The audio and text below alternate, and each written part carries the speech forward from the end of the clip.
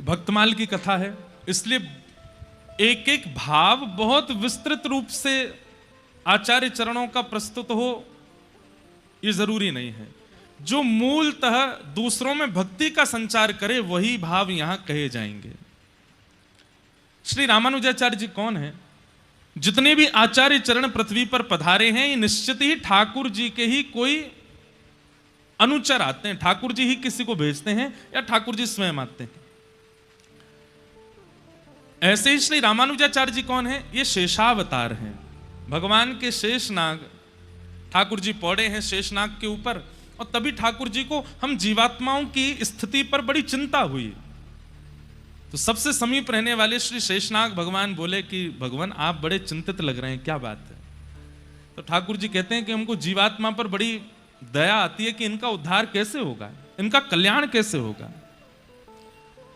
तब शेषनाग भगवान बोले आप आज्ञा करें। बोले आज्ञा तो कुछ नहीं है, बस हम आपसे एक ही चीज चाहते हैं कि आप जाइए, आप हमारे बहुत समीप रहते हैं, हम पूरे दिन आप पर ही पड़े रहते हैं, आपको हमारा बड़ा सामिप्य प्राप्त है, तो निश्चित ही आपकी क्रिया हमसे मिलती जुलती होगी और हमसे विशिष्ट भी हो सकती है, तो कृपा कर आप पृथ्वी पर जाइए और जीव कल्याण कीजिए।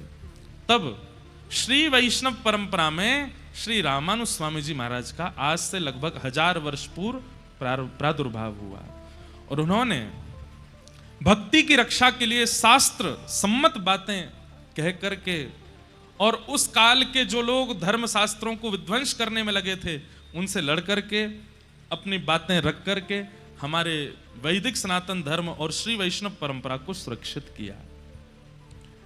लेकिन हम आचार्य चरणों के संपूर्ण चरित्र से पूर्व इस परंपरा के प्रथम आचार्य के भाव से प्रारंभ करेंगे। बहुत ध्यान से सुनिएगा, हम जगह जगह से भाव ढूंढ ढूंढ के लाए हैं, आप सबके बीच में कह सकें, बता सकें। बहुत सावधानी रखिएगा। भगवान के एक नित्य पार्षद हैं और उन पार्षद का नाम है श्री विश्वक्सेन जी महाराज, जो ठाकुर जी के नित्य पार्षद भी हैं और ठाकुर जी जैसे ही हैं। श्री विश्वक्सेन जी,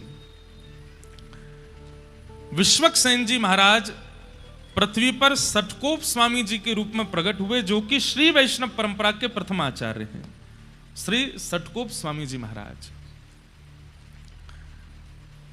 दूसरे भगवान के जो गरुण जी हैं, श्री गरुण जी महाराज मधुर कवि जी के रूप में पृथ्वी पर प्रकट हुए। ये दो नाम याद रखिएगा, एक सटकोप स्वामी जी और दूसरे श्री मधुर कवि जी। तो भगवान के जो गरुण जी हैं वे मधुर कवि जी के रूप में प्रकट हुए, और श्री विश्वक्सेन जी महाराज वो सटकोप जी के रूप में प्रकट हुए। सटकोप जी के प्रादुर्भाव का चरित्र बहुत सुंदर है।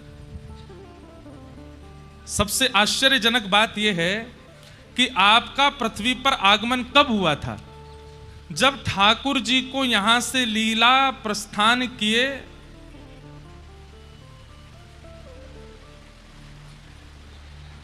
लो,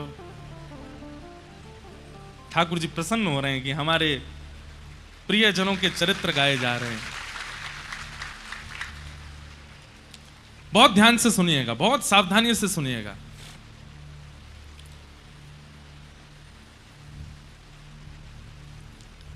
दक्षिण भारत में अधिकतर हमारी संप्रदाय विस्तृत है, उत्तर भारत में इतनी विस्तृत नहीं है।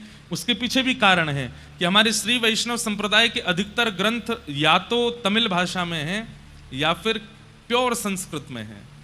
हिंदी काव्य में उनका इतना अनुबंध नहीं है, इसलिए उत्तर भारत में श्री वैष्णव परंपरा इतनी विस्तृत नहीं है, पर फिर भी बहुत विस्तृत है। दक्षिण भारत में जाएंगे तो वहां अन्य संप्रदाय आपको दिखेंगी ही नहीं। वहां हर जगह मंदिर में आपको लाल श्री तिलक दिखेगा, श्वेत ऐसे तिलक दिखेगा, अधिकतर यही संप्रदाय का स्वरूप आपको दिखेगा। और श्रीमद् भागवत जी भी इस बात की पुष्टि करती है कि भक्ति का प्रादुर्भाव दक्षिण में होता है। उत्पन्ना द्रविड़ेशाहम वृद्धिम कर्णाटके गताम क्वचित क्वचिन महाराष्ट्रे गुर्जरे जीर्णताम गतः। तो दक्षिण भारत में एक राजा हुए, उनका नाम था करिमारन। तो श्री करिमारन राजा जो थे ये राम नाम में बड़ी निष्ठा थी इनकी, राम राम राम राम जपते ही रहते थे। इनकी पत्नी का नाम था रानी उड्डयनंगई, दक्षिण भारतीय नाम है उड्डयनंगई। तो करीमारन राजा और इनकी पत्नी रानी उड्डयनंगई, ये दोनों भगवत परायण भक्त थे। राजा दिन रात राम नाम के आश्रय में ही रहते थे। रानी अपने पति के आश्रित रहती थी। एक दिन दोनों राजा और रानी कहीं जा रहे थे मार्ग में, तभी आपको शंख चक्र गदा पद्मधारी श्रीमन नारायण भगवान का एक सुंदर मंदिर दिखाई दिया। बहुत सावधानी से सुनिएगा, बड़े हमने कहा ना भागवत जी में इधर उधर देख लो तो कोई बात नहीं है, पर भक्तमाल जी का तो एक एक शब्द सुनिए, नहीं तो आपके चित्त से भाव जा सकता है। तो एक बार आप दोनों जा रहे थे, तभी आपने देखा कि एक मंदिर में सुंदर श्री विग्रह ठाकुर जी का विराजमान है, और उस विग्रह को देख करके रानी वहीं रुक गई। राजा तो दंडवत करने लगे, प्रणाम करने पर रानी के नेत्र खुले रह गए ठाकुर जी का रूप लावण्य देख करके। रूप देख करके, स्वरूप देख करके रानी नेत्र झपकना भूल गई। राजा ने कहा, देवी क्या हुआ? रूप देखिए कितने सुंदर हैं ठाकुर जी। बोले कुछ मांग लो ठाकुर जी से। तो रानी ने क्या कहा,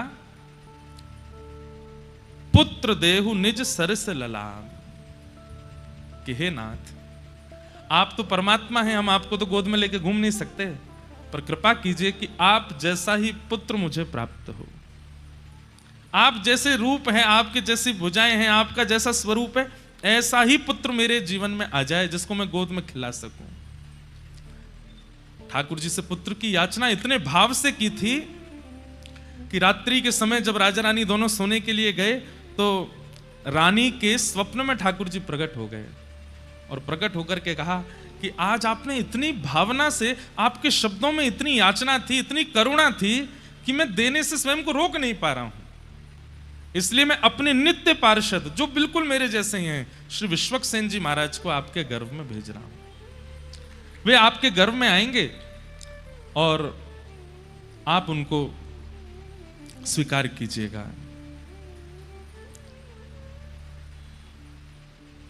गर्भ में श्री विश्वक्सेन जी आ गए, लेकिन इनका नाम सटकोप क्यों हुआ? पृथ्वी पर आते इनका नाम सटकोप क्यों पड़ा? उसके पीछे इतनी सुंदर कथा है। श्रीमद् भागवत जी में एक वेद स्तुति आती है और वहां वेद स्तुति में बताया जाता है कि जब हम लोग अपने मां के गर्भ में होते हैं तो ठाकुर जी से नित्य प्रार्थना करते हैं कि हे ठाकुर जी एक बार इस गर्भ से मुझे बाहर कर दीजिए, मैं आपको वचन देता हूं मैं जीवन में इस गर्भ में ना आना पड़े ऐसी कोई क्रिया नहीं करूंगा। लेकिन जैसे ही बालक का जन्म होता है तो गोस्वामी जी कहते हैं कि पृथ्वी पर आते ही माया उसको पकड़ लेती है,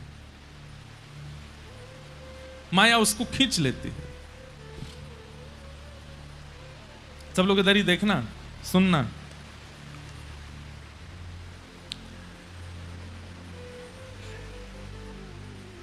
भूमि परत बा डाबर पानी, जनु जी वही माया लपटानी।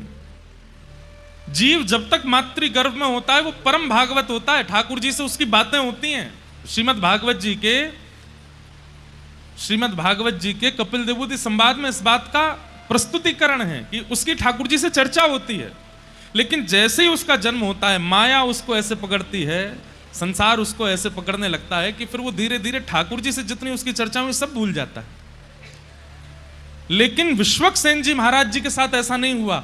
आपका जैसे ही जन्म हुआ तो जन्म लेने के अगले क्षण ही जैसे ही माया आपके ऊपर आक्रमण करने के लिए आई, तो एक तो होता है बालक रोता है, जन्म लेते ही रोता है, पर आपने रुदन ना करते हुए उस सठ माया के ऊपर कोप किया।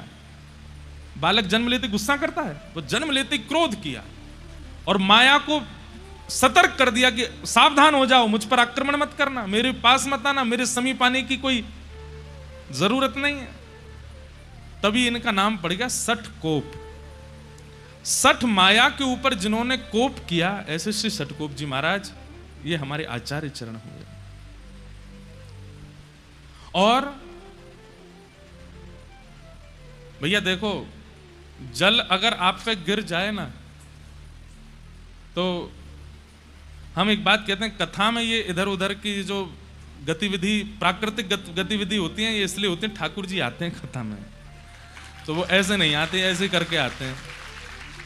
लाइट चली जाना, पंखा बंद हो जाना, वाह।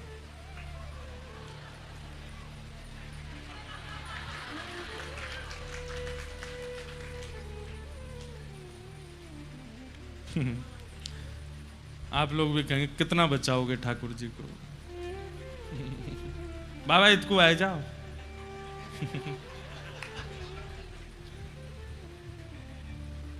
क्या बता रहा था मैं? हाँ, तो आपका नाम सटकोप क्यों पड़ा? क्योंकि सठ माया के आते ही आपने उसके ऊपर कोप किया और उसको कह दिया, संसारी जीवों पर अपनी माया चलाना, मेरे ऊपर तुम्हारा आक्रमण नहीं हो सकता। इसलिए आपका नाम सटकोप हुआ। सटकोप जी का जन्म हुआ, पर जन्म लेते ही इन्होंने अपनी माता जी का दुग्धपान भी नहीं किया। 10 दिन तक दुग्धपान नहीं किया। और जब 10 दिन तक दुग्धपान नहीं किया तो माताजी पिताजी बड़े चिंतित हो गए। खूब चेष्टाएं की, खूब याचनाएं की, खूब नियम बनाने का प्रयास किया, लेकिन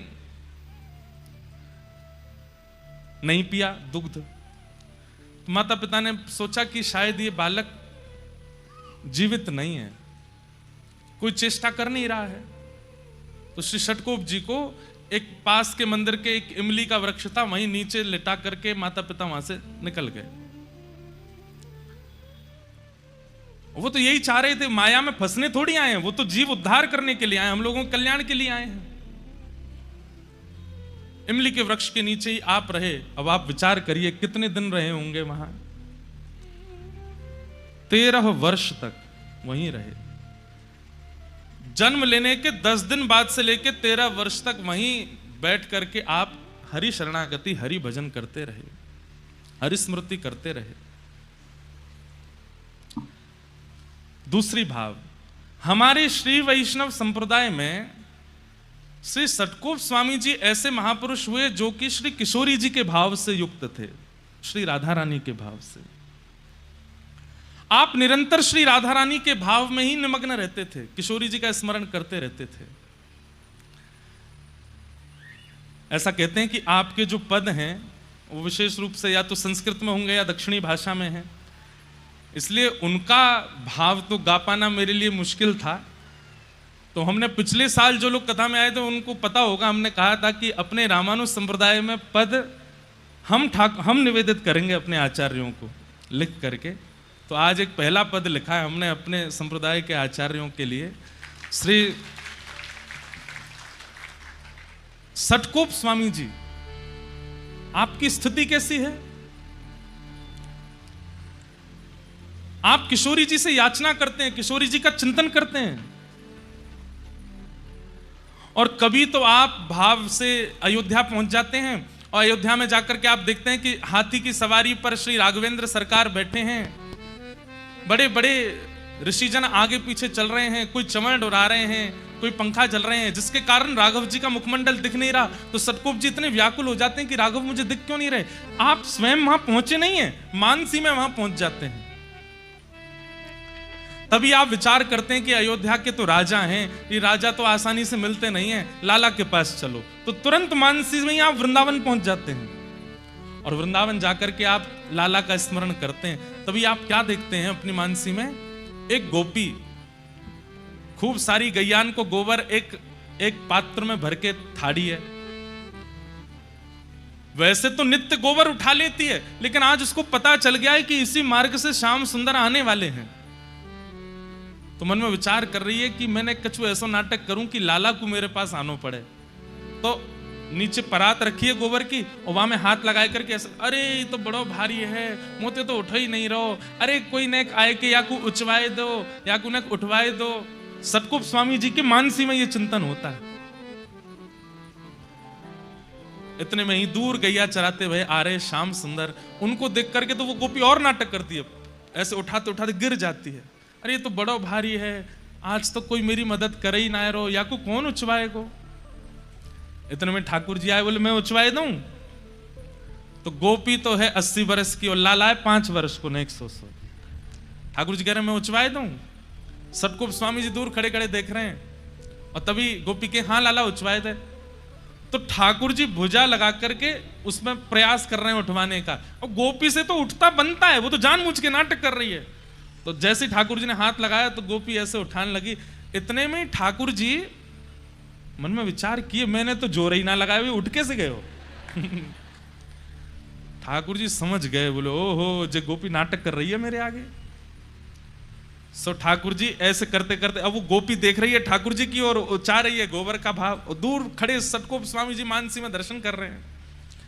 और जैसे उचाते उचाते नेक ऊपर लाई तो इतने में ठाकुर जी उसको दिखा देते हैं, मैंने तो स्पर्श ही ना किया, अपने आप ही उठ रही है। जैसे उठाने लगे तो ठाकुर जी ठाड़े के बोले एरी गोपी तू नाटक का कर रही? तो गोपी ने सिर पर, मैंने तो नहीं किया नाटक। बोले अच्छा, मैंने तो जोर ही ना लगाया, या मैं फिर उच कैसे गई ऊपर तक? और दूसरी बात, मैंने जोर लगाया भी होगा तो तेरी कमर तक मेरे हाथ में बातें ऊपर कैसे चली गई जे? तो गोपी बोली नहीं नहीं वो तो ऐसे ही आ गई। नहीं ना बता, ठाकुर जी ने वहां को एक हाथ पकड़ लिया, बोले मैं बता के जा, तो झूठ कैसे बोल रही यहाँ पे? सटकोप स्वामी जी के नेत्र सजल हो रहे हैं, अब क्या करेंगे ठाकुर जी? तो गोपी का हाथ छोड़ नहीं रहे, बोले मैं बता के जा। अब गोपी यही तो चाह रही थी मुझसे बात करें, मेरे सामने खड़े हो, मेरा हाथ पकड़ लें। ठाकुर जी जब हल्ला मचाने लगे, मधुमंगल श्रीदामा जल्दी आओ, देखो जे गोपी कैसा नाटक करे। इतने में गोपी वहां से बचवे के काजे अपने जो परात है का जहां में गोबर भरो पड़ो बात टेढ़ होकर के ठाकुर जी पे ही डाल दे। तो सिर से लेके नीचे तक ठाकुर जी गोबर में सन गए, और जैसे ही गोबर में सने तो हाथ छोड़ दिया, गोपी मंद भाज गई। और श्री सटकोप स्वामी जी इस लीला का दर्शन करके चरणों में प्रणाम करते हैं। सोचिए, माया पर कोप किया उन्होंने, लेकिन भावना से कितने सरल हैं, मानसी से कितने निर्मल हैं। इसलिए आपका निजी नाम नम्मालवार, आपका प्रकट नाम तो है श्री सटकोप, पर हमारे जैसे यहां पे अष्ट सखा होते हैं ना उत्तर भारत में, ऐसे दक्षिण में ठाकुर जी के आलवार हैं, भक्तों को ही आलवार कहा गया। तो आप जो हैं वो नम्मालवार आपका नाम है आलवारों में। आप किशोरी जी के ध्यान में ही रहते, श्री जी के ध्यान में ही रहते। एक बार की बात है कि उखल बंधन लीला जो भागवत जी में आती है ना, मैया ने लाला बांध दियो, आप कथा सुन रहे थे और कथा में जैसी उखल बंधन लीला सुनी, सुनते ही मूर्छित हो गए। किस बात से मूर्छित हो गए? बोले मैया लाला सिंह कह गई आज तो को रोटी नहीं मिलेगी, आज तो को मक्खन नहीं मिलेगा। तो मैया के इस कोप को ठाकुर जी कैसे ले रहे होंगे? ठाकुर जी कितने सरल हैं, कितने सहज हैं, कितने निर्मल, उन पर कोप कर रही है मैया। इस भावना को सोचकर के आप वहीं मूर्छित हो गए कि मैया ने लाला उखल में क्यों बांध दिए, इतने कोमल से लाला क्यों बांध दिए। बंधुओं, 1 घंटा 1.5 घंटा 2 घंटा की मूर्छा तो समझ आती है, 6 महीने तक नहीं उठे, मूर्छित ही रहे। लोग उठा करके ले गए, जल का छिड़काव किया, क्या नहीं किया, लेकिन आपकी ध्यान समाधि भावना ऐसी, बस नेत्रों से अश्रु गिरते जा रहे हैं और मूर्छा अवस्था में 6 महीने तक। फिर 6 महीने बाद किशोरी जी ने ललिता जी से आज्ञा की कि आप जाओ, और श्री ललिता जी आई और उन्होंने आकर के श्री सटकोप स्वामी जी को पुनः चेतना कराई। ऐसे हमारे रामानुज संप्रदाय के श्री सटकोप स्वामी जी महाराज, तो ऐसे राधा भाव में विभोर रहते थे आप, और मानसी में श्री लाल जी की और श्री राघव जी की निज लीलाओं का अनुभव करते थे। जब जन्म के बाद माता पिता आपको एक इमली वृक्ष के नीचे छोड़ गए और आपने वर्षों तक वहीं रह करके ठाकुर जी का स्मरण किया, तब श्रीमन नारायण भगवान प्रकट हुए शंख चक्र गदा पद्म धारण करके। और हमारे श्री वैष्णव संप्रदाय में जो मूल मंत्र आपको गुरुदेव देते हैं, अष्टाक्षर मंत्र, जो 8 अक्षर का मंत्र आपके आचार्य गुरुजनों ने दिया होगा या जिन्होंने हमसे दीक्षा ली उनको प्राप्त हुआ होगा, ये प्रथम बार श्री ठाकुर जी ने सटकोप स्वामी जी को प्रदान किया। सुनने में वो 8 अक्षर लगते हैं और बड़ा सरल लगता है, ऐसा लगता है कि ये तो बड़ा सामान्य साधारण सा, पर नहीं। एक एक अक्षर की व्युत्पत्ति और एक एक अक्षर का प्रभाव इतना अद्भुत है। अभी रामानुजाचार्य जी का प्रसंग शुरू होगा तब पता चलेगा कि उस मंत्र की विधि क्या है, उस मंत्र का रहस्य क्या है। मंत्र को गोपनीय रखना चाहिए, कभी किसी को नहीं बताना चाहिए। आप जितना जप तप करते हैं, जैसे ही किसी के सन्मुख आप मंत्र का बोलते हैं तो गुरु दीक्षा से अब तक जितनी बार जप किया सब विश्राम हो जाता है। इसलिए किसी के भी सन्मुख अपने गुरु मंत्र का उच्चारण नहीं करना चाहिए, गुरु के द्वारा प्रदत्त भाव का उच्चारण नहीं करना चाहिए। चाहे आप किसी भी परंपरा में हैं, अपनी परंपरा के गुरु प्रदत्त मंत्र का उच्चारण नहीं करना है। सब चीज प्रकाशित कीजिए, पर कुछ चीजें छुपाई जाती हैं और वो छुपी हुई ही अच्छी होती हैं। अब लोग कहें कि नहीं इतना बड़ा पेड़ खड़ा हो गया, इसकी जड़ निकालो, बाहर निकालो, हमें तो देखनी है जड़ कैसी है।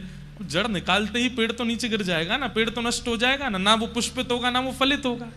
इसलिए जड़ तो गोपनीय ही अच्छी होती है। ऐसे ही बड़ी बड़ी इमारतें बनी हों, उसकी नींव तो गोपनीय अच्छी। कोई कहे मुझे नींव देखनी है कैसी है, उसके लिए तो धराशायी करना पड़ेगा ना 12 मंजिल को। ठीक वैसे ही आपकी भक्ति की स्थिति जितनी आगे बढ़ती जाएगी वो तभी बढ़ेगी जब आप अपने गुरु मंत्र रहस्य को गोपनीय रखोगे। वो भले ही सामान्य है, भले ही बहुत सरल है, पर वह रहस्य अद्भुत है, इसलिए उसको किसी को नहीं बताना चाहिए। तो वही अष्टाक्षर मंत्र सबसे पहले श्रीमन नारायण भगवान ने प्रकट होकर के श्री सतकोप स्वामी जी को प्रदान किया, और उसी मंत्र का उच्चारण आप निरंतर करते रहते हैं। जिनके बारे में हम सुन रहे थे, श्री गरुण जी महाराज, आप मधुर कवि के रूप में जन्मे, और एक दिन आप अयोध्या यात्रा कर रहे थे तो आप आकाश की ओर देखा कि दक्षिण से एक दिव्य प्रकाश दिखाई दे रहा है।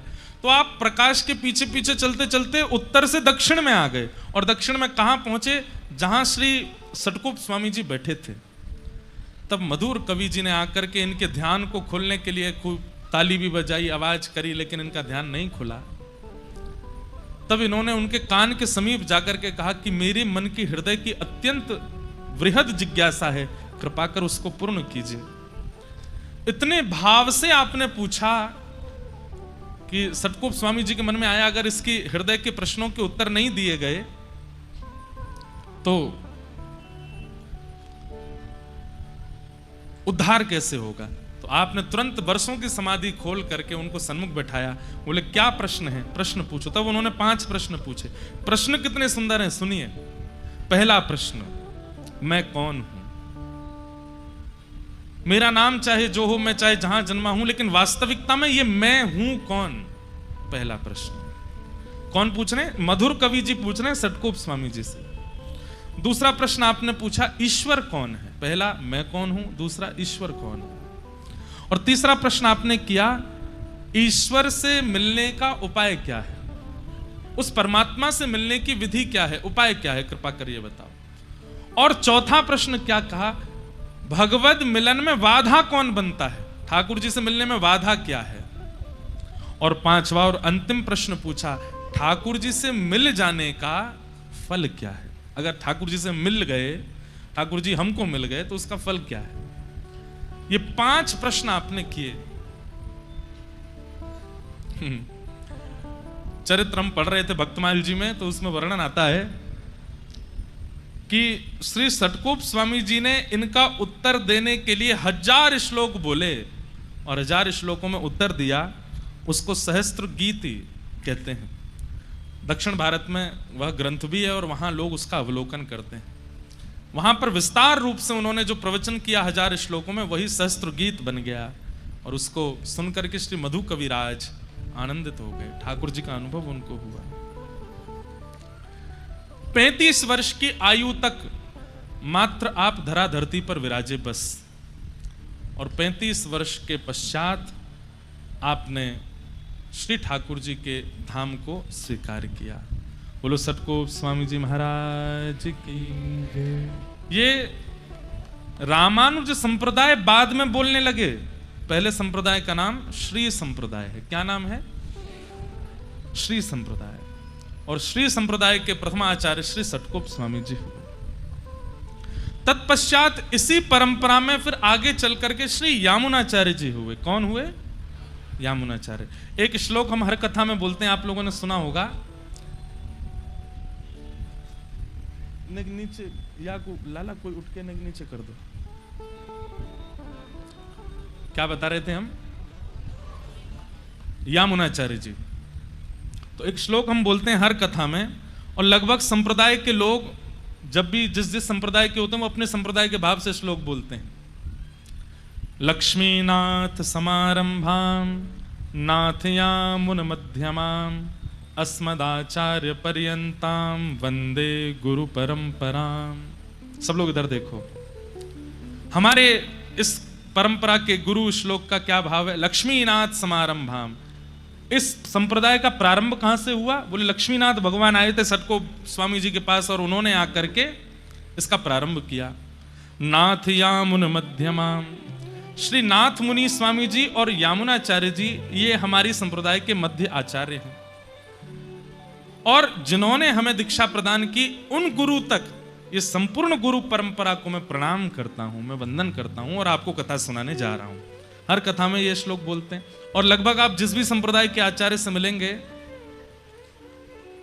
उनमें ये श्लोक, जैसे हमारे श्री रामानंद परंपरा में सीतानाथ समारंभाम श्री रामानंदार्य मध्यमाम अस्मदाचार्य पर्यंताम वंदे श्री गुरु परंपराम। ऐसे ही, अब सबके तो उनको याद नहीं है, लेकिन लगभग संप्रदायों के आचार्यों से आप ये सुनेंगे ही सुनेंगे। वो प्रथम कहां से प्रारंभ हुआ उनका नाम लेंगे और मध्यस्थ का नाम लेंगे और अपने जो आचार्य चरण हैं उन तक को प्रणाम करके संप्रदाय को वंदन करते हैं। इस श्लोक को बोलने से पूरी परंपरा को वंदन हो जाता है। तो हमारी परंपरा में श्री यामुनाचार्य जी महाराज हुए। तो एक आचार्य चरण है श्री नाथ मुनि स्वामी, बहुत ध्यान से सुनिएगा, ये मध्यस्थ आचार्य हैं। नाथ मुनि स्वामी, नाथ मुनि स्वामी जी के पुत्र हुए ईश्वर मुनि स्वामी जी, और ईश्वर मुनि स्वामी जी के पुत्र हुए श्री यामुनाचार्य जी। सब लोग सुन रहे हैं ना? सुनते रहिए भैया, है ना?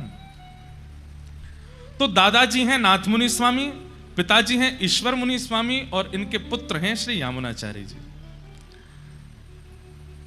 पिताजी का भगवत धाम गमन हो गया, दादाजी ने विरक्त सन्यास ले लिया, तो दादाजी सन्यासी हो गए, पिताजी वैकुंठ चले गए, अकेले रह गए श्री यामुनाचार्य जी। तो यामुनाचार्य जी का पालन पोषण इनकी माताजी और इनके दादाजी ने किया, इनकी दादी और इनकी माताजी ने किया। कहते हैं उस काल में इतना अद्भुत विद्वान हुआ ही नहीं दशों दिशाओं में। हमने कहा ना, उस काल में विद्वान होना आवश्यक था, क्योंकि अगर आप विद्वान नहीं होते थे तो धर्म का नाश करने वाले लोग भी विद्वान बन के आते थे और अपनी विद्वत्ता से धर्म को ह्रास कर रहे थे। इसलिए सबका विद्वान होना बहुत आवश्यक होता था। आजकल कुछ नहीं है, आजकल तो केवल नाम गा लो ठाकुर जी का, तिलक स्वरूप लगा लो, ठाकुर जी के सन्मुख पहुंच जाओ, बस इसी से कल्याण है। कलयुग ज्यों ज्यों आगे बढ़ रहा है ठाकुर जी उतना सरल करते जा रहे हैं। पर उस काल में आपको विद्वान होना अनिवार्य था निर्वहन करने के लिए। अगर धर्म निर्वहन करना है तो आप विद्वान नहीं हो तो आपका काम नहीं चल सकता।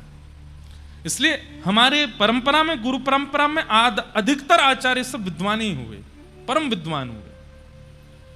तो श्री यामुनाचार्य जी महाराज, यामुनाचार्य जी महाराज की एक विशेषता श्री भक्तमाल जी में नाभाजी बताते हैं कि यामुनाचार्य जी विद्वान भी हैं और विद्वान के साथ साथ विनम्र भी हैं, और ये हो नहीं सकता।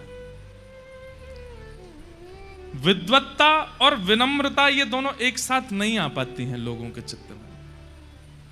अधिकतर लोग विद्वान होते हैं तो विनम्र नहीं हो पाते, लेकिन श्री यामुनाचार्य जी में दोनों भाव हैं। उसके पीछे कारण श्री नाभाजी क्या बताते हैं, ध्यान से सुनिए।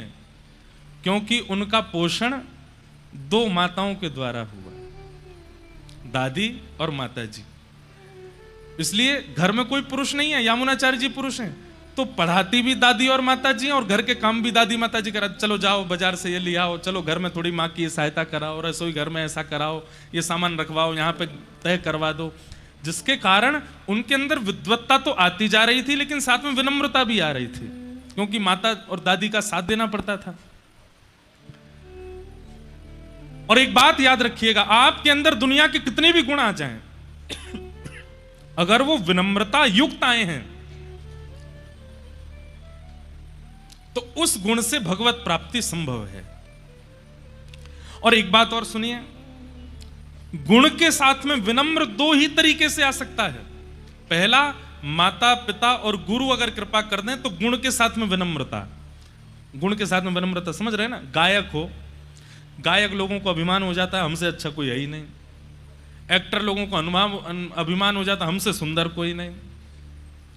रूप गर्विष्ठ को रूप का अभिमान, धन गर्विष्ठ को धन का अभिमान। इसलिए कोई भी गुण संसार में आएगा, विनम्रता दो ही तरीके से आ सकती है। पहला कारण या तो माता पिता गुरु की कृपा से, या फिर दूसरा अति सत्संग से। आप गुणवान हैं और सत्संग करते रहते हैं तो आपके अंदर विनम्रता आ सकती है। श्री सटकोप स्वामी जी महाराज, श्री यामुनाचार्य जी महाराज के अंदर विनम्रता कहां से आई? उनकी माताजी और दादी से। इसलिए उनकी विद्या का कभी उनके ऊपर प्रभाव वैसे नहीं हुआ जैसे कई विद्वानों को हो जाता है। तो उसी समय दक्षिण में एक बहुत बड़े पंडित थे, एक बहुत बड़े विद्वान थे, उनका नाम था पंडित कोलाहल। क्या नाम था? कोलाहल। अब ऐसा लगता है कि शायद इनके व्यवहार की वजह से इनका नाम कोलाहल कर दिया होगा। इनका काम क्या था?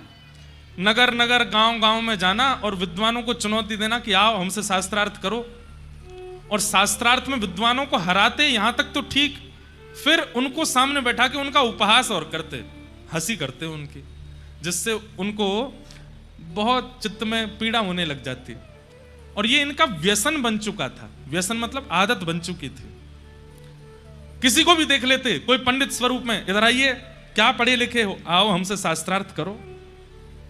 तो सामने वाला शास्त्रार्थ करता, यहां तक तो ठीक कि हरा दिया, तो उसके बाद उसको बैठा के उसका उपहास और करते, तुम्हारे पिताजी ऐसे हैं, तुम्हारी माताजी ऐसी हैं, तुम्हारा तो कुल ऐसा है, तुम्हारी जाति ऐसी है, तुम्हारा ये ऐसा है। उसका उपहास, वो रोज जब तक नहीं जाता तब तक उसका उपहास करते। ऐसे थे पंडित श्री कोलाहल जी।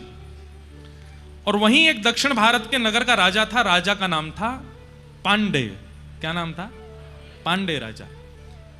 उसको इनके द्वारा शास्त्रार्थ करना और फिर पंडितों का उपहास करना, उसको इस बात का व्यसन था, वो देखने में उसको सुख मिलता था। उसने एक दिन नगर चलते देख लिया और इनसे कहा, हे पंडित जी महाराज, आपका व्यसन मुझे बहुत अच्छा लगा, आप एक काम कीजिए, मेरे राज्य में चलिए, वहां मैं एक से एक विद्वानों को बुलाता रहूंगा और आप मेरे सामने सबके साथ शास्त्रार्थ करना, फिर उनका उपहास मैं बैठ के सुनूंगा, मुझे देखने में बहुत अच्छा लग रहा है। दोनों एक से ही मिल गए। तभी राजा के कान में नाम पड़ा श्री यामुनाचार्य जी का, हमारी संप्रदाय के मध्यस्थ आचार्य। और श्री यामुनाचार्य जी का नाम जैसे ही सुना, आपने उन्हें आमंत्रित किया। किसी ने कहा वो बहुत बड़े विद्वान हैं, ऐसे नहीं आएंगे एक निमंत्रण पर। तो बोले कैसे आएंगे? बोले उनके लिए पालकी भिजवा दो।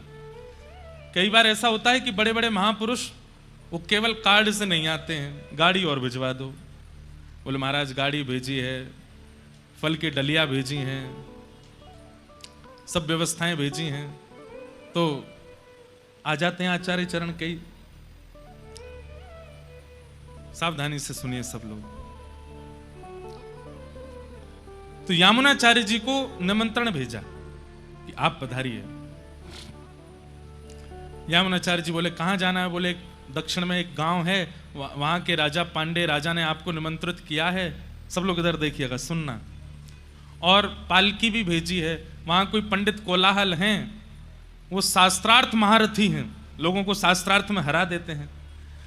तो कई ब्राह्मणों ने पहले ही यामुनाचार्य जी से आके उनकी शिकायत कर रखी थी। बोले एक दक्षिण में कोलाहल नाम का पंडित है, वो सबको हराता, फिर उनके उपहास और करता है, उनकी धर्म जाति माता पिता सबके नाम बिगाड़ बिगाड़ करके हंसी बनाता है। तो यामुनाचार्य जी ने पालकी के लोभ में नहीं गए, लेकिन जब पंडित का नाम सुना, बोले कि इस पंडित से तो बात करनी चाहिए हमको। जैसे हमारे श्री हरिराम व्यास जी ओरछा वाले, वो भी यही कर रहे थे, जगह जगह जा करके ब्राह्मणन को हरा रहे थे। फिर उनको समझाने कौन गए? महादेव, काशी विश्वनाथ भगवान गए और जाकर के कहा कि भैया ये विद्वान बन करके जगत उपहास करने के लिए नहीं बने हो, तुम विद्वान इसलिए बने हो कि प्रियालाल जी की सेवा करो जाकर के वृंदावन में। यहां यामुनाचार्य जी महाराज पालकी में बैठ करके कोलाहल पंडित से पांडे राजा के नगर में शास्त्रार्थ करने निकले। तो यामुनाचार्य जी की विद्वत्ता तो थी, उनके कई शिष्य आगे पीछे चल रहे थे पालकी के। अटारी पर खड़े होकर के राजा रानी दोनों देख रहे थे। कहते हैं यामुनाचार्य जी ने पालकी की पर्दे में से नेक बाहर झांका तो उनके मुखमंडल का तेज देख करके रानी इतनी प्रभावित हो गई और राजा से बोली, शास्त्रार्थ बाद में होगा, मैं पहले ही बताती हूं, आज तुम्हारा अभिमानी कोलाहल पंडित हारेगा और ये हराएंगे, क्योंकि इनके मुखमंडल का जो तेज है, मुखमंडल का जो प्रताप है, उससे ये बात सिद्ध हो रही है कि ये बहुत बड़े विद्वान होंगे। तो राजा बोला, बड़े बड़े विद्वान आए यहां पर, लेकिन हमारे पंडित कोलाहल के आगे सब ध्वस्त हो गए, सब नष्ट हो गए। अभी अभी देखते हैं कितना विद्वान है। रानी बोली, ऐसे नहीं, आज तो आप शर्त लगा लीजिए मुझसे, यही जीतेंगे। राजा बोले, अच्छा इतना विश्वास? बोले हाँ, इनके मुखमंडल का तेज अद्भुत है। राजा बोले, क्या शर्त लगेगी फिर? रानी बोली, अगर ये जीत गए, अगर ये हार गए तो मेरी हार मानी जाएगी, और मैं हार करके आपको वचन देती हूं, मैं पत्नी और रानी पदवी का त्याग कर दूंगी, जैसे अन्य दासियां राजभवन में रहती हैं ऐसे रहूंगी, और जीवन भर आपके दासित्व को स्वीकार करूंगी।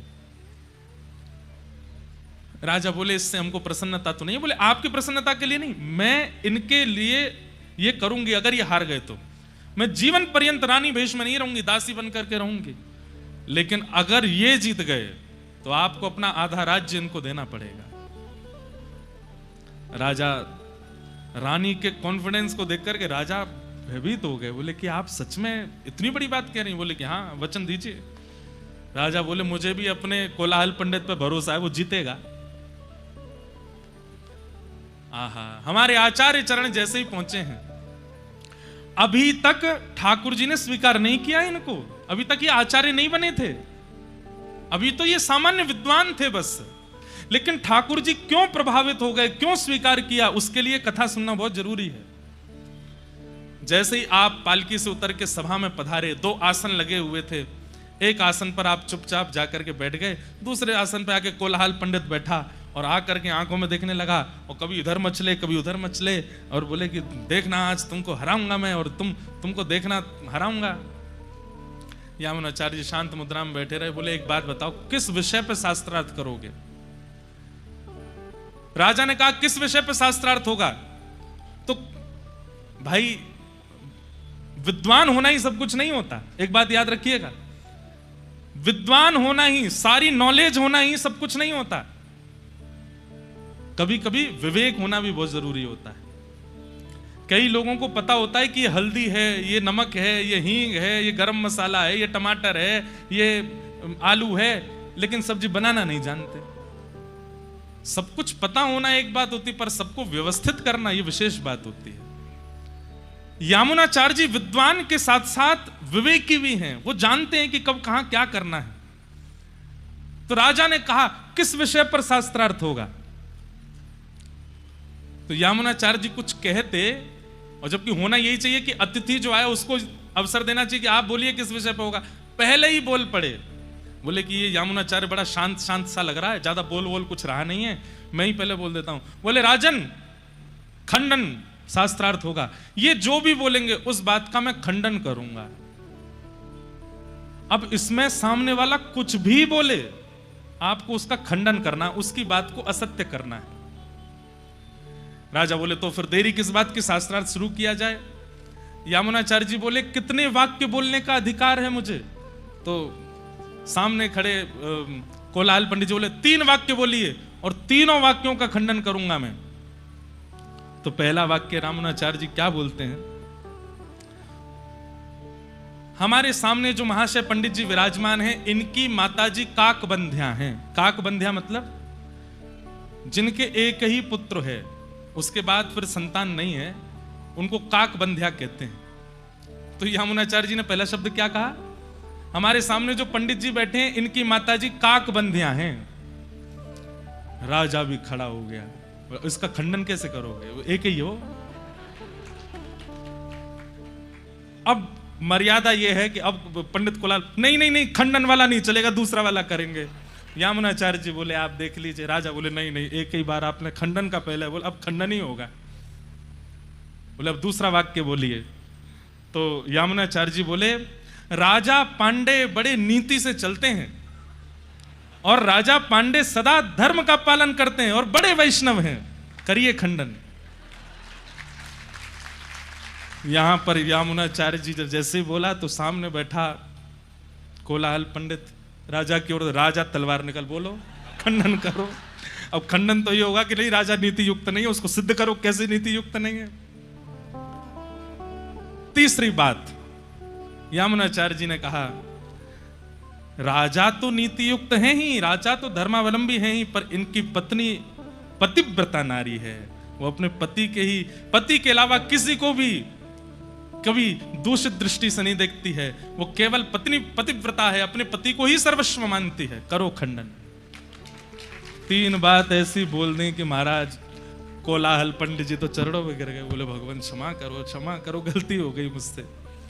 तभी राजा ने रानी की ओर देखा, रानी बोली मैंने पहले ही कहा था, ये विद्वान तो हैं पर विद्वान के साथ साथ विवेकी भी हैं। ये चाहते तो अपने गुरु से सीखे हुए, अपनी माता और अपनी दादी से सीखे हुए परम विद्वाओं का यहां पर विवेचन कर सकते थे, यहां पर लच्छेदार वाणी बोल करके अपनी महिमा गरिमा को बढ़ा सकते थे, लेकिन उन्होंने सामान्य से 3 शब्दों में उसको हरा दिया। इससे क्या प्रमाणित होता है कि विद्वान तो हैं पर साथ में विवेकी भी हैं, और ये विवेक इनके चित्त में आया, इस बात का प्रमाण है कि ये सत्संग भी करते हैं। अब जो शर्त हुई थी वो कीजिए। राजा ने तुरंत अपनी आधे साम्राज्य को श्री यामुनाचार्य जी को प्रदान कर दिया, और श्री यामुनाचार्य जी एक राजा की तरह, एक राजकुमार की तरह उस भाव में रहने लगे। माता जी को भी ले आए, दादी को भी ले आए, वहीं निवास करने लगे। आप 35 वर्ष तक, बाल्यकाल में 15-16 वर्ष की आयु में शास्त्रार्थ में गए थे, 35 साल तक उसी राज्य में एक राजा की तरह, एक राजकुमार की तरह रहे, लेकिन आपने राज्य भाव को भी अपने ऊपर हावी नहीं होने दिया। ठाकुर जी इनसे बड़े प्रभावित हो गए। बोले विद्वान भी है, सुंदर भी है, तेजों में भी है, सर्वगुण संपन्न है, सारी योग्यताएं इनके चरणों में हैं, लेकिन फिर भी ये कितना एकनिष्ठता रखते हैं। अब इनको स्वीकार करने का समय आया। तभी आपको खबर मिली कि आपके दादाजी जो संन्यास ले चुके थे वे मरणासन स्थिति में हैं, तो आप उनका दर्शन करने के लिए जा रहे थे। तभी मार्ग में कावेरी के तट पर विराजमान श्री रंगनाथ मंदिर, श्रीरंगम, जो कि दक्षिण में विराजमान है, मंदिर पड़ा। तो आपने मन में विचार किया क्यों ना यहां पर ठाकुर जी का दर्शन करें। और जैसे ही आप दर्शन करने के लिए गए, शांताकारं भुजगशयनं पद्मनाभं सुरेशं विश्वाधारं गगनसदृशं वेदवर्णं शुभांगं लक्ष्मीकान्तं कमलनयनं योगभिर्ध्यानगम्यं वंदे विश्वं भवभयहरं सर्वलोकैकनाथं। यही श्लोक का दर्शन होता है रंगनाथ मंदिर में। शांताकारम, शांताकार है ठाकुर जी का। भुजग शयनम, भुजग कहते हैं सर्प, उसके ऊपर शयन कर रहे हैं। शांताकारम भुजग शयनम पद्मनाभम सुरेशम, नाभि से एक पद्म प्रकट है कमल, और उसके ऊपर कौन बैठे हैं? ब्रह्मा जी। शांताकारम भुजग शयनम पद्मनाभम सुरेशम विश्वाधारम, विश्व के जो आधार हैं, जिनके कारण ये पूरा विश्व चल रहा है। गगन सदृशम, जो गगन के समान है। वेद वर्णम शुभांगम, लक्ष्मी कांतम, लक्ष्मी के जो पति हैं। कमल नयनम, कमल जैसे जिनके नेत्र हैं। योग वीर ध्यान गम्यम, योगी बड़े बड़े जिनके ध्यान में रहते हैं। वंदे विष्णुम भव भयहरम सर्वलोकैक। आपने जैसे ही जाकर के गर्भगृह में विराजमान शेषनाग पर पड़े नारायण भगवान का दर्शन किया, आज तक जितनी योग्यताएं देखी थी, जितनी सफलताएं देखी थी, जितनी उज्जवलताएं देखी थी, सब फीकी लगने लगी ठाकुर जी के रूप के आगे। देखते रहे और नेत्रों से अश्रु प्रवाहित करने लगे और चरणों में प्रणाम किया। तभी आचार्य चरण भीतर से आए और आकर के प्रसाद देने लगे, तीर्थ देने लगे। तो कहा कुछ मांग लो ठाकुर जी से। बोले अब एक ही आशा है। बोले क्या? अब कहीं और नहीं जाना, बस ये अपनी चरण में रख लें। मुझे यहां से आगे जाना ही नहीं है, मुझे वापस राज्य नहीं करना है, मैं इनके चरणार विंदों में केवल इनको देखते हुए रहना चाहता हूं, और कुछ नहीं चाहिए। आपने ये कामना की थी और ये कामना सुनते ही शेषनाग पर पौड़े श्रीमन नारायण भगवान उठ बैठे और प्रत्यक्ष प्रकट होकर के मंदिर से बाहर निकल करके आए और श्री यामुनाचार्य जी को अपने हृदय से लगा लिया। हृदय से लगा ले।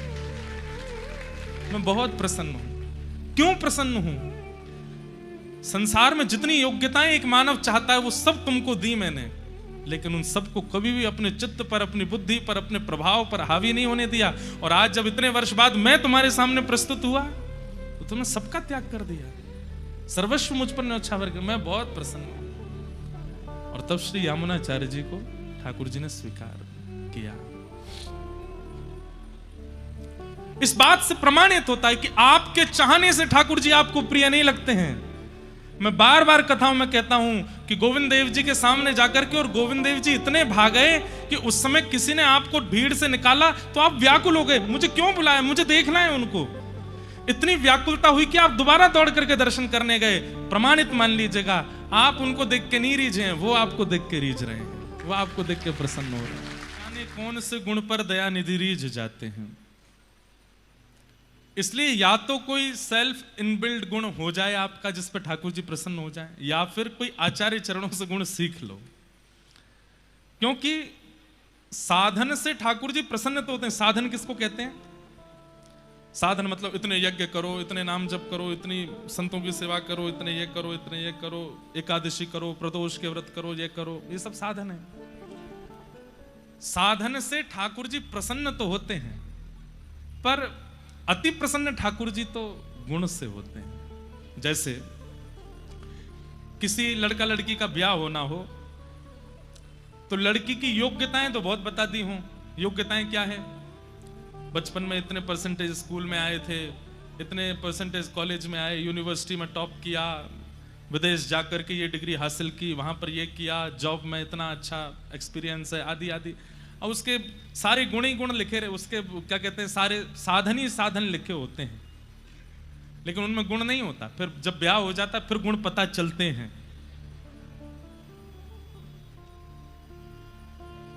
इनको तो मच्छी बहुत प्रिय लगती है, इनको तो पीना बहुत अच्छा लगता है, इनको तो ऐसे रहना अच्छा लगता है, ये तो ऐसे हैं। फिर जब गुण पता चलते हैं तो जितने साधन पता लगे थे सब मिट्टी में मिल जाते हैं, फिर किसी काम के नहीं लगते। ऐसे ही लड़कों के प्रति आजकल बायोडाटा में क्या साधन ही तो लिखते हैं सब अपने, कि हमने क्या क्या साधन किए हैं जीवन में, हम इतने योग्य कैसे बने कि तुम हमारा वर्ण करो।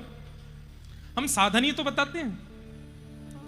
ठीक वैसे ही अति साधन करना और गुण का निर्माण ना करना वो इसी प्रकार है। आप ठाकुर जी को बायोडाटा दे रहे हो, हमने पैदल गिरिराज जी की इतनी परिक्रमा करी, हमने वृंदावन की इतनी परिक्रमा करी, हम इतना नाम जप करते हैं, रोज तिलक लगाते हैं, त्रिकाल संध्या करते हैं, यज्ञ करते हैं, ये करते हैं, वो करते हैं। अब साधन तो आपने ठाकुर जी को बता दिए, पर ठाकुर जी कह रहे हैं गुण का क्या? आपका स्वभाव कैसा है, हृदय कैसा है, उस गुण का क्या? श्री यामुनाचार्य जी महाराज का गुण देख करके ठाकुर जी जैसे सामने आए स्वीकार कर लिया। इसलिए गुण निर्माण करो, उससे ठाकुर जी प्रसन्न होते हैं। हम तो अपने सब श्रोताओं से कहते हैं, कहीं भी दर्शन करवे जाओ ठाकुर जी से यूं पूछे करो, हे गोविंद देव जी आप सुबह से ठाड़े हो, कैसे हो, ठीक हो, आनंद मंगल है, आज कछु पायो, ब्यारू है गई आपकी, मंगला भोग है गयो, शयन भोग है गयो, प्रेम तो पा तो रहे हो ना। रोज पूछने लगो, कवई तो बोलेंगे, आज नहीं तो कल, कल नहीं तो परसों, परसों नहीं तो, अरे बोले हैं ठाकुर जी, रूप गोस्वामी से बोले हैं, सनातन गोस्वामी से बोले हैं, गोपाल भट्ट गोस्वामी से बोले हैं, हमसे क्यों नहीं बोल रहे? हम पूछते ही नहीं, ठाकुर जी से पूछते ही नहीं, अपनी बतावे जामे ठाकुर जी। गुण ठाकुर जी को प्रिय, यामुनाचार्य जी को ठाकुर जी ने स्वीकार कर लिया। इन्हीं यामुनाचार्य जी को श्री रामानुज स्वामी जी अपना गुरु मानते थे। पर आप लोगों को एक बात सुनकर के इतना आश्चर्य होगा, ठाकुर जी ने रामानुजाचार्य जी और यामुनाचार्य जी का मिलन होने ही नहीं दिया। क्यों? अब बात सुनो। ठाकुर जी इन आचार्यों को पृथ्वी पर क्यों भेजते हैं? ताकि हम लोगों के भटकाव को ये दूर करें, हम लोगों को ये सद्मार्ग दिखावें। जब श्री रामानुजाचार्य जी प्रकट हो गए और श्री रामानुजाचार्य जी के मन में भाव आया कि अरे श्री रंगम में श्री यामुनाचार्य जी हैं, मुझे उनसे गुरु दीक्षा लेनी है, मुझे उनसे पंच संस्कार लेने हैं, तो ठाकुर जी ने मन में विचार किया कि भाई अगर ये दोनों मिल गए तो संसार पृथ्वी पर कोई भी व्यक्ति पुनर्जन्म लेगा ही नहीं। ये दोनों मिलकर के ऐसी भक्ति की बाढ़ ला देंगे, सुनामी ला देंगे पृथ्वी पर कि वे पृथ्वी से सब कल्याण करके वैकुंठ आ जाएंगे। पृथ्वी सबरी वैकुंठ में आ जाएगी, पृथ्वी पर कोई जन्म ही नहीं लेगा। पुनर्जन्म क्यों होता है? पाप के कारण होता है। पुनर्जन्म क्यों होता है? पूर्व साधन रह जाते हैं, उनके कारण होता है। पुनर्जन्म क्यों होता है? पूर्व के कृत्य रह जाते हैं, अवशेष रह जाते हैं, उनकी वजह से होता है। ठाकुर जी ने मन में विचार किया, एक तो यामुनाचार्य और दूसरे रामानुजाचार्य, अगर ये दोनों मिल गए तो ये ऐसी भक्ति का प्रभाव डालेंगे कि पृथ्वी पर केवल घास फूस पेड़ पौधा पहाड़ रह जाएंगे, मानव तो आएंगे ही नहीं, पुनर्जन्म होगा ही नहीं फिर किसी का। तो पृथ्वी रूपी फुलवाड़ी का क्या होगा? इसलिए ठाकुर जी को कई लोग मुझसे इंटरव्यू में पूछ लेते हैं, महाराज जी आपको नहीं लगता युवाओं को समझने? मैंने कि जितने समझ लें ठीक है, जितने नहीं समझ लें कछु पृथ्वी के लेंगे तो छोड़ो, आन दो बार बार। ठाकुर जी को चिंता हो गई। बताओ, कभी आपने सुना होगा कि फलाने व्यक्ति ने उन दोनों को मिलने नहीं दिया, फलानी स्त्री ने उन दोनों को मिलने नहीं दिया, उनकी बुआ नहीं मिलने दी, उनको ये नहीं। यहां तो ठाकुर जी ने नहीं मिलने दिए, यामुनाचार्य जी और श्री रामानुजाचार्य जी। प्रसंग तो बाद में आना है, लेकिन मैं अभी सुना देता हूं। यामुनाचार्य जी का प्रसंग है, जब श्री रामानुजाचार्य जी प्रकट हो गए और प्रकट होकर के श्री कांचीपुरम में रामानुजाचार्य जी निवास करते थे,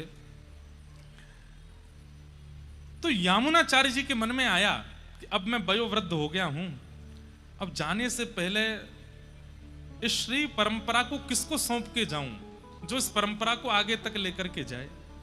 अनेक शिष्यों पर दृष्टि डाली पर उनको कोई ऐसा योग्य दिख नहीं रहा था। तभी उन्होंने चर्चा सुनी, कांचीपुरम में वरदराज भगवान की सेवा करते हैं श्री रामानुजाचार्य जी। अभी ये बीच में मैं थोड़ा बहुत आगे चला गया हूं, रामानुजाचार्य जी के जन्म का भी प्रसंग नहीं आया, क्योंकि यामुनाचार्य जी हैं इसलिए मैं बोल रहा हूं।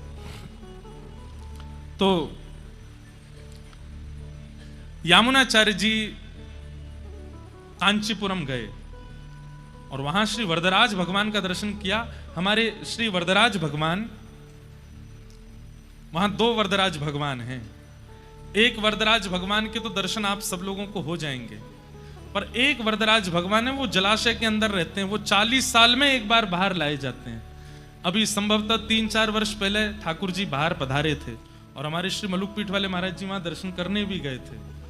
अब वो 40 साल बाद ही आएंगे बाहर, हम सब तो 80 के आसपास के आ जाएंगे, तब तक बचेंगे भी कि नहीं पता नहीं। महाराज जी तो दर्शन कर आए एक बार, हमने कही महाराज जी हमको भी ले चलते संग में। वरदराज भगवान वो जलाशय में ही विराजते हैं, 40 साल जाने कितने कोई महीने आते हैं, उतने साल बाद तभी वो बाहर आते हैं।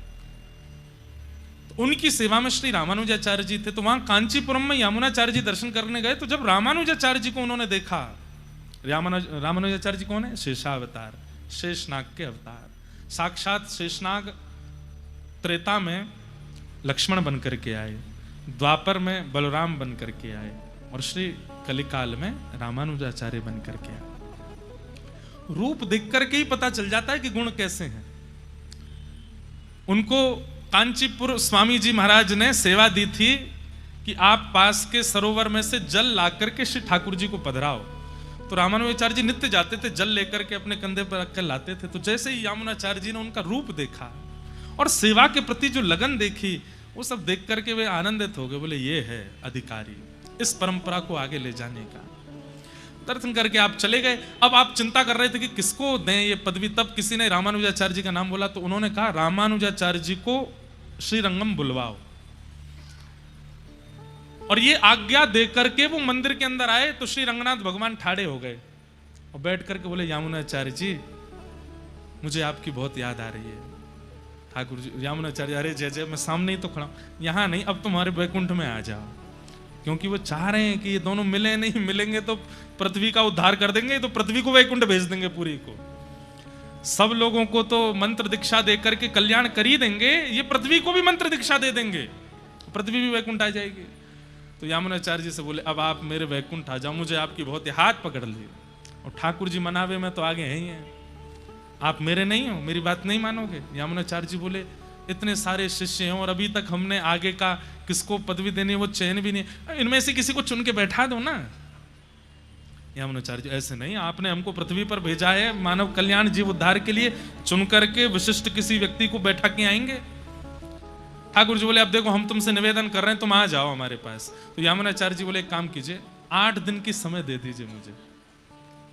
8 दिन क्यों बोले? वो आचार्य हैं, वो सब जान गए, बोले ठाकुर जी चाह नहीं रहे कि मैं और रामानुजाचार्य मिलें। तो 8 दिन का समय क्यों मांगा? बोले जिसको मैंने आज्ञा दे करके भेजा वो 4 दिन में पहुंचेगा कांचीपुरम, और वहां से रामानुजाचार्य जी को लेकर के आएगा। 4 दिन जाने के, 4 दिन आने के। 8वें दिन रामानुजाचार्य जी जैसे यहाँ आएंगे, उनको मंत्र दीक्षा पंच संस्कार करके उनको अपना शिष्य बना करके तुरंत वैकुंठ चला जाऊंगा। इसलिए 8 दिन की मोहलत मांगी। ठाकुर जी 8 दिन दे दो। ठाकुर जी बोले ठीक है 8 दिन दे दिए। अब यामुनाचार्य जी बाहर गए, ठाकुर जी जैसे ही पहुंचे, ठाकुर जी बोले इन्होंने 8 दिन क्यों मांगे? सोचो, आचार्य चरणों की बात पर ठाकुर जी भी सोच रहे, 8 दिन क्यों मांगे? सप्ताह मांग लेते भाई, एक क्रम होता है ना मांगने का, 1 हफ्ता दे दो, सप्ताह मांगना चाहिए थी। 8 दिन की क्या इक्वेशन है? तब विचार करके उन्होंने नेत्र बंद करके ध्यान लगाया, यामुनाचार्य जी के हृदय में क्या चल रहा है, तो पता ओहो 4 दिन में शिष्य पहुंचेगा, रामानुजाचार्य जी को लेके आ जाएगा, ये तुरंत उनको दीक्षा देंगे और दीक्षा देते ही वैकुंठ आएंगे। अब ठाकुर जी दोबारा तो बुला नहीं सकते यामुनाचार्य जी को, नहीं तो संशय हो जाएगा ठाकुर जी क्यों जिद कर रहे हैं इतने। रामानुजाचार्य जी को जैसे ही पता चला कि श्री यामुनाचार्य जी ने आपको बुलाया है, तुरंत उसी समय चल दिए। बोले मैं तैयार, मैं तो उनको गुरु मानता हूं और मेरी बहुत इच्छा है कि मैं उन्हीं से ही गुरु दीक्षा ग्रहण करूं, वैष्णव दीक्षा पाऊं। रामानुजाचार्य जी आ रहे थे और जैसे ही श्रीरंगम पहुंचे, यामुनाचार्य जी के सन्मुख आने ही वाले थे, उससे पहले ही ठाकुर जी ने यामुनाचार्य जी को भगवत धाम बुला लिया। लेकिन यामुनाचार्य जी इतने विद्वान हैं, वो जब पधारे तो ऐसे पधारे, 3 उंगली बंद करके बैठे, ऐसे उनकी मुद्रा थी। जब उनका शब्द देखा, रामानुजाचार्य जी बहुत रोए, चरण पकड़ पकड़ के खूब व्याकुल हुए, मूर्छित हो गए, मूर्छा टूटी। उन्होंने कहा दर्शन तो कर लो। बोले मुझे इनसे दीक्षा लेनी थी, ये मेरे आचार्य, मेरे गुरु हैं। बोले अब कोई बात नहीं, अब दर्शन करो। तो आपने सर्वांगीण अंग का दर्शन किया, और जैसे ही आपने 3 मुट्ठी बंद देखी, तब रामानुजाचार्य जी बोले इनको पता था कि ठाकुर जी हम दोनों को मिलने नहीं देंगे, इसलिए कुछ संकेत करके गए हैं। तो रामानुजाचार्य जी ने उसी समय यामुनाचार्य जी के श्री स्वरूप के सामने घोषणा की, अब से मैं नित्य कांचीपुर के स्वामी जी महाराज का सत्संग करूंगा, उनका सत्संग नित्य किया करूंगा। ये बात जैसे बोली तो 1 मुट्ठी की उंगली खुल गई। दूसरी बात आपने कही कि अद्वैत वेदांत के प्रकांड पंडित श्री यादव प्रकाश जी, उनसे मैं भाव श्रवण करूंगा। इतने में ही आपकी दूसरी उंगली भी खुल गई। विशिष्टाद्वैत सिद्धांत का प्रतिपालन करते हुए पूरे विश्व में मैं श्री वैष्णव परंपरा को व्यवस्थित करूंगा, ये कहते ही आपकी तीसरी उंगली भी खुल गई। और मानो जैसे मंत्र दीक्षा पंच संस्कार तो नहीं कर पाए, पर अपनी 3 आज्ञाओं की दीक्षा उन्होंने रामानुजाचार्य जी को प्रदान कर दी। ठाकुर जी यूं ही खड़े रह गए, बोले ये कितने अद्भुत हैं कि 9 मिलते हुए भी मिल लिए दोनों। अब रामानुजाचार्य जी बोले कि उतना कल्याण तो नहीं कर पाऊंगा मैं जितना इनके रहते रहते कर पाता, क्योंकि अगर इनके रहते करते तो फिर पृथ्वी में हम लोग तो होते ही नहीं, हमारे पूर्वज ही प्रस्थान कर गए होते, सब विश्राम हो गया होता।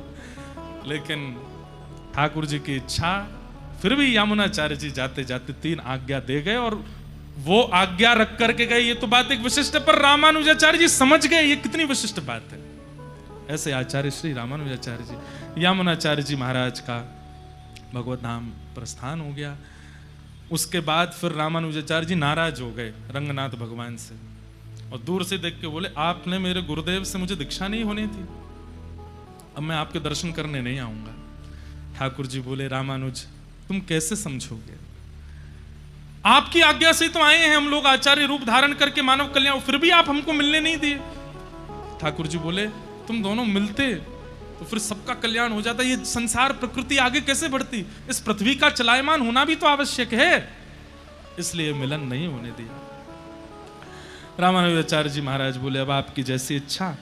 अब यहां तो रामानुजाचार्य चले गए, अब हम रामानुजाचार्य जी के प्रादुर्भाव की सूक्ष्म कथा सुन के और फिर कथा को विश्राम देंगे। आज से लगभग 1000 वर्ष पूर्व, और कुछ वर्ष और बढ़ गए होंगे, दक्षिण भारत में महाभूतपुरी नाम का एक स्थान है, जहां जो मद्रास से थोड़ी ही दूरी पर है, 3 कोस की दूरी पर बताते हैं, महाभूतपुरी में पिता श्री केशवाचार्य जी और उनकी पत्नी कांतिमती जी, इन दोनों के चित्त में एक श्रेष्ठ भक्त वैष्णव बालक की याचना थी और इसी कारण से आपने यज्ञ पुरुष भगवान की आराधना की। देखो आज कैसी योग बनी है, हमने सटकोप स्वामी जी के प्रादुर्भाव की कथा कही, सोई वर्षा हुई, और रामानुजाचार्य जी के प्रादुर्भाव की कथा कहते ही पुनः वर्षा हो रही। आज निश्चित ही पहली बार ही कह रहे हैं हम, और देखो वर्षा ऐसी हरी जगह जगह तो भीतर ही आ रही है। नहा लियो भैया बधाई हो, आचार्य चरण के प्रादुर्भाव की आप सबको बधाई हो। तो केशवाचार्य जी आपके पिता हैं और माताजी श्री कांतिमती जी यज्ञ पुरुष भगवान की आराधना की और याचना की कि हे नारायण भगवान, हमें पुत्र चाहिए, पर कैसा पुत्र चाहिए? जो आपका परम भागवत हो, परम भक्त हो, आपकी भक्ति का प्रचार प्रसार करे, ऐसे भक्त की हमको याचना है। और इस कामना से रात्रि में स्वप्न में भगवान ने आज्ञा की। कैसे आए स्वप्न में? भगवान शेषनाग पर पौड़े थे, शेषनाग भगवान पीछे। भगवान ने आज्ञा की आप निश्चिंत रहें, साक्षात हमारे शेषनाग ही आपके यहाँ पुत्र बन करके आ रहे हैं।